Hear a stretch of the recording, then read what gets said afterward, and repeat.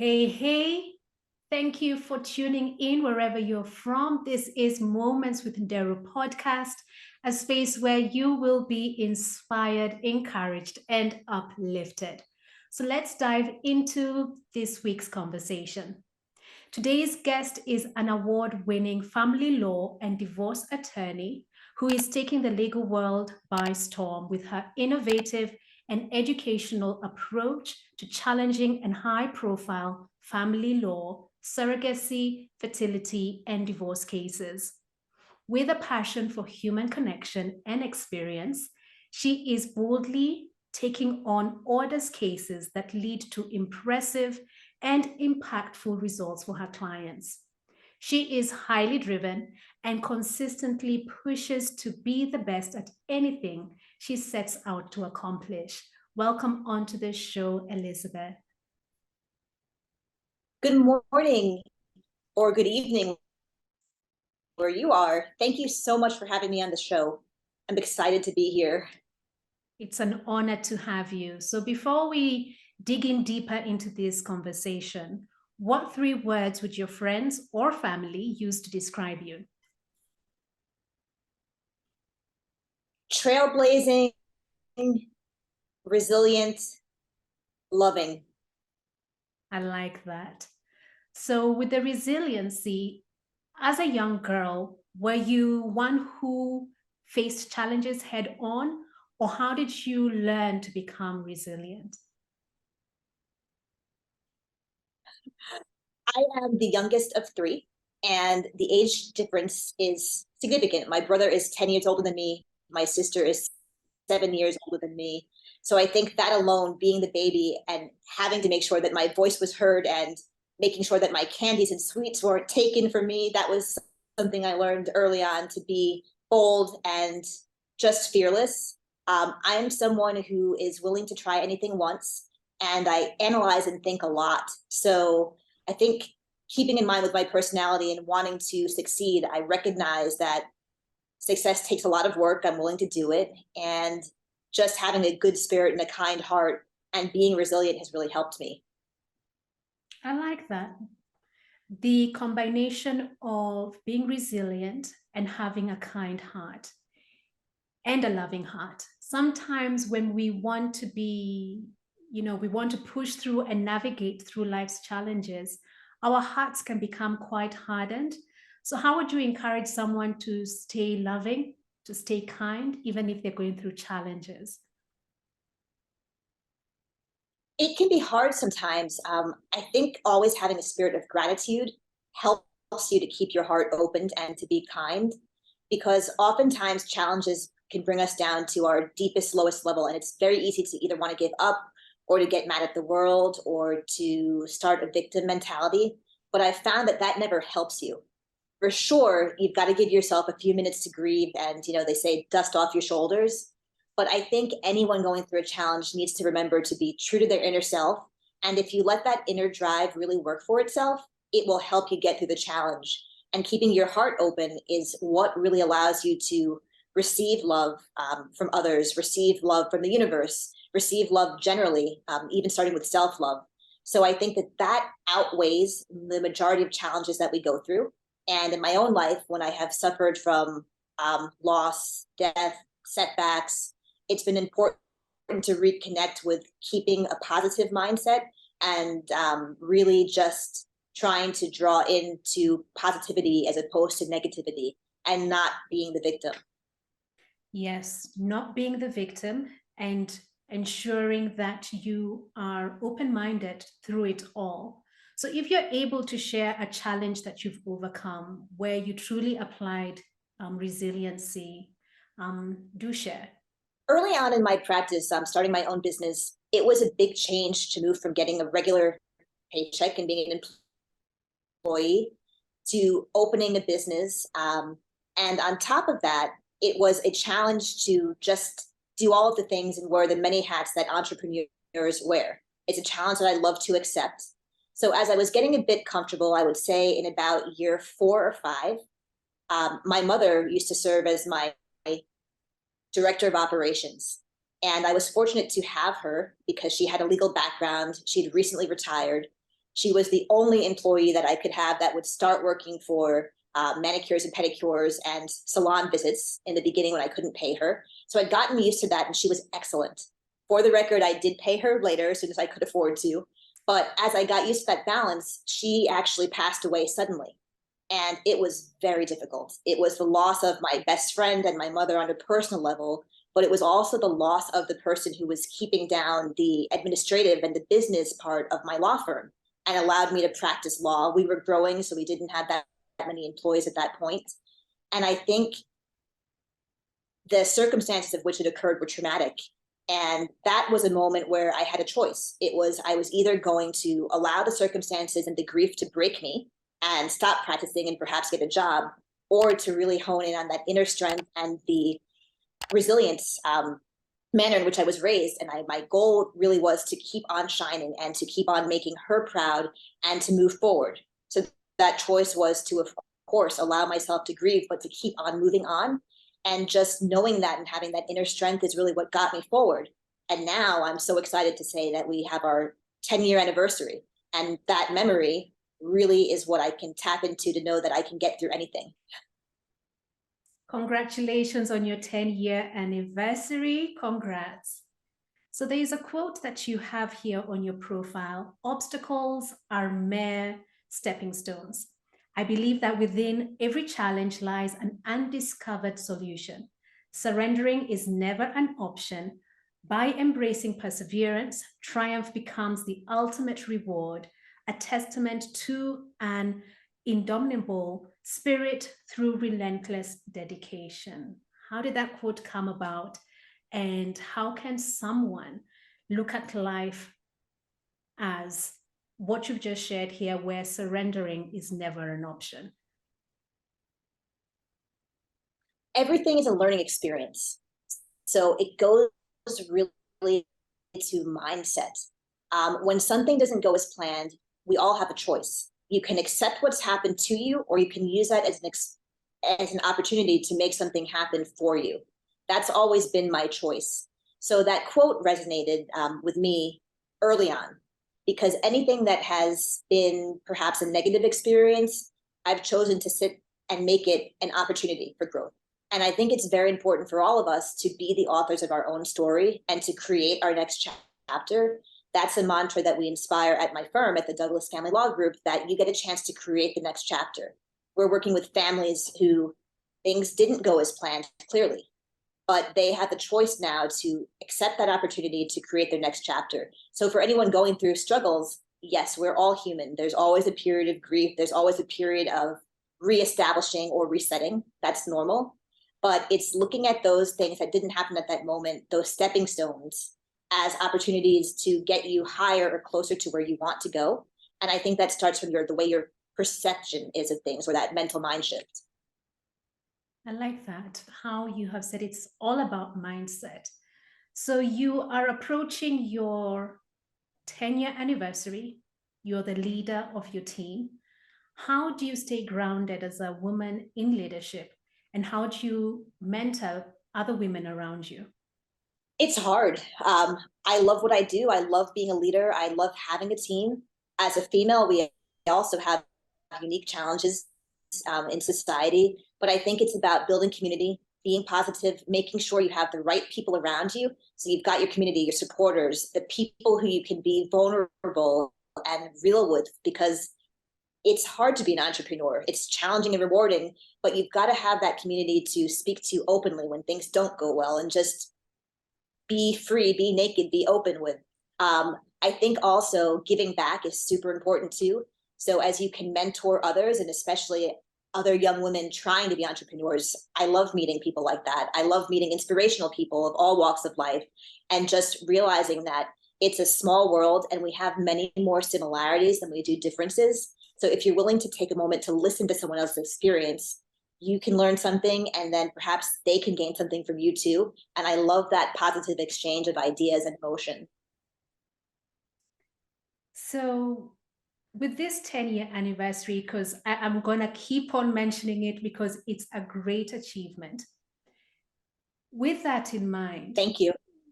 with that in mind, what's one case that you have done or you're working through that you look at and you say, how did I win this case? How did I get to this end of victory?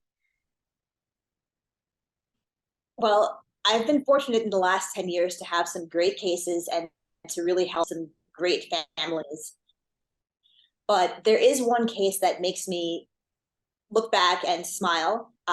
Lots of learning examples from it, lots of warm and fuzzy moments. It's a particular case where my client then was heavily involved in substance abuse. And when I transitioned practice to family law from commercial litigation, there was a different skill set involved because with family law, you have to get very close. It's more of a relationship based representation. And you have to understand your client, know where they're coming from, but it's a no judgment zone. And you have to have a level of empathy that I don't know at the time that I had professionally. I had come from an environment where I was dealing with companies and keeping companies rich in a less personal space. So with this particular client, people who are experiencing substance abuse or they have an addiction, that's a special skill set. And I just couldn't understand initially why this person was making the choices that they were making and not putting their family first. Because in my mind, from that initial experience, it was, can't you see this? It's going to make you lose your children. Just do right. Stop doing this. Stop. Get rid of the addiction. What I had to do was go and seek out knowledge that I didn't have. So I went and I met with a substance abuse counselor, and I asked him to really meet with me, give me lessons, give me the training to understand what my client's experiencing so I could lead them and help them represent them from a place of empathy and understanding, so that when I presented their story to the court would also have empathy and understanding, because my client wasn't someone who was just an addict. My client was a parent who had a disease that they needed to overcome so that they could be their best self. And from doing that, it really caused me to have more empathy, definitely a dose of humility, because I came into the space originally thinking, I'm an excellent litigator. I win trials. I can do this. But that wasn't the approach. The approach was understand your client, why this disease is causing them to act this way, and see what they really want and how you can help them get there. So stepping back, being humble, being able to relate, getting advanced knowledge by taking the direction from the substance abuse counselor, the psychiatrist actually, who I met with for months to understand, really helped me. And at the end, it was also understanding that most people are trying to do the best that they can at any given time, but not everybody has the ability to perform as the masses might want to. Thank you In so that much. case, I was happy because at the end, thank you. I was able to really help my client, and we were able to find a resolution that was going to be a graduated type of approach to really help that person thrive and reconnect with their family. It's someone who's continued to thrive all these years later, and we still keep in touch. And it felt good to make a difference and see them as a person, not just someone who has a problem and discard them as some of society might have done. That is such a powerful story where when we take the moment to see someone as a person and we are empathetic with them and we just take the time to understand where they're coming from instead of just brushing them off and making the choices for them. Thank you so much for sharing that. So if your younger self was seated across you right now, what would you tell her? Don't sweat the small stuff, for sure. I think I'm entrepreneurial by nature. I'm competitive by nature, and I tend to be a perfectionist. So that is stressful on yourself. So I would tell my younger self, don't sweat the small stuff. It's going to work out in the end. If you put in the work and the time and you take a moment to breathe, you get to a much better result. I think that would have gotten rid of some gray hairs, maybe even some smile lines.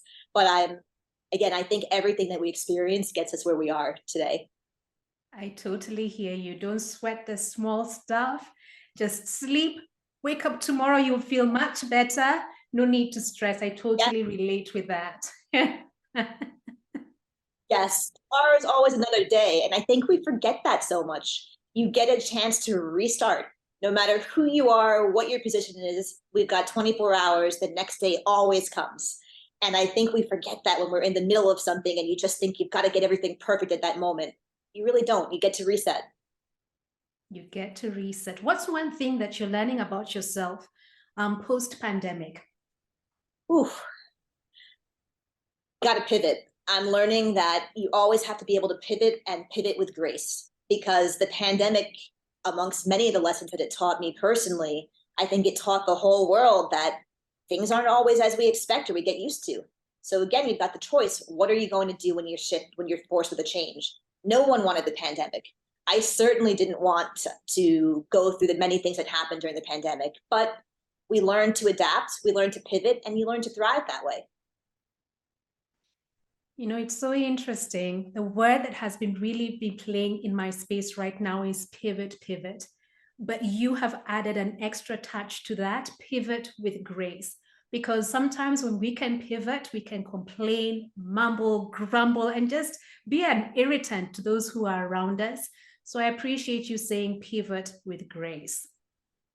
Yeah, that's what it is. And that's what makes me smile, because sometimes, I have to remind myself, have grace. You want people to have grace with you? Remember, everybody is a work in progress. And when you have grace, it makes things so much better. Yes. So we're going to switch gears a little bit. I'm going to ask you a few questions. Don't overthink it. Do share what comes to mind. Sure. When do you feel the most in control? I think when I'm in my creative space or I'm strategizing, I like to have a moment to think clearly. And when I'm in that zone, I feel most in control of what the outcome's going to be, myself, my body, professionally, when I've got that free thinking brain space. So typically, I'm someone who gets up early, and that time in the morning is perfect for me. I'm able to meditate, I'm able to work out, I'm able to think about what I want to accomplish. And that makes me feel most in control of the outcome of my day. I like that. What's your favorite movie? Oh, I don't know. There's so many. You said think about the first thing. So the first thing that comes to mind is Beaches, the original version with Bette Midler. I saw that movie years ago. I love the story of friendship. I love the story of resilience, of strong women, of building community. In that movie, not only was there a lifelong friendship, but at the end, hopefully it's not a spoiler alert for people who haven't seen it, at the end, with the ability for Barbara Hershey's daughter character to keep on and move to raise the little girl was a big thing. And she was able to continue on her best friend's legacy with her daughter. And I think that character was a professional woman who didn't have a child. Suddenly now she's raising her deceased best friend's daughter. She had to pivot, but she continued that love and legacy on. And that movie makes me cry every time, but it's a happy cry, and I just really like it. On the thread of legacy, what does legacy mean to you and why is it important?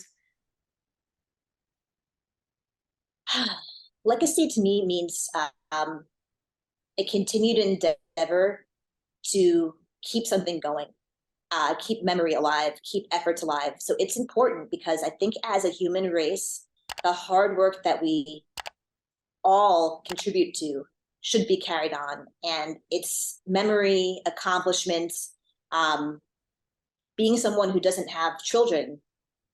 I often think about my legacy, what will help that, we'll move it on. So my community will do that. My family will do that. Hopefully the people who I touch and inspire will do that. And I just think it's just super important to recognize and memorialize all of our achievements and our struggles along the way. Thank you for sharing that. If you could interview a famous person, alive or passed away, who would you choose? Oh, that's a hard one. Okay, I can think of two. Who would I choose? Audrey Hepburn. I thought she was very inspirational, very interesting, great presence, strong female, and also Thurgood Marshall, because of his perseverance and dominance in the legal space. So if I could have the two of them together for dinner or cocktails in an interview, that would be a great combination. It's interesting you've mentioned Audrey Hepburn, and I was just thinking about her just recently, because I truly love her movies. And it's something to truly admire about her, where she, as you said, strong woman, was very intentional about the roles that she selected, and she's left a mark upon this world. So how do you want to be remembered? I want to be remembered as a strong female who persevered and also gave back. I think it's very important to be intentional. I love that word. And I want to be remembered as someone who was intentional and thoughtful. So as we wind down this conversation, you give back to the community, you're mentoring those who are around you. Is there anything else that you want to share to someone who's listening or watching? To anyone who's listening or watching, I want to share that you should never give up. If you speak to any successful person, the majority will tell you that they didn't get there overnight and it wasn't instantaneous. There weren't challenges and struggles. So if someone who's listening, who's having a challenge and wants to divert from their dream, or they think they're not enough or good enough, I want them to rethink that. I want them to dig deep and to remember that there's always someone who you can learn from. There's always some conversation that will inspire you. And within you, if you believe in yourself and you have self-love and empathy and understanding, you can achieve what just takes a little bit of hard work and thought. Thank you for that. Earlier, you mentioned about your mom passing away. My condolences. And I'm sure you are all grieving positively and healing, but just thank you for sharing that story of your life. Thank you. So, dear listeners, I hope you have picked one or two things from this conversation. For me, it's pivot with grace. I know sometimes life's challenges can come our way and we don't want the change that comes with it. But when we pivot with grace, we're able to inspire others around us and we're able to move gracefully through life. So I wish that would happen for you too. So until the next episode, continue being brave.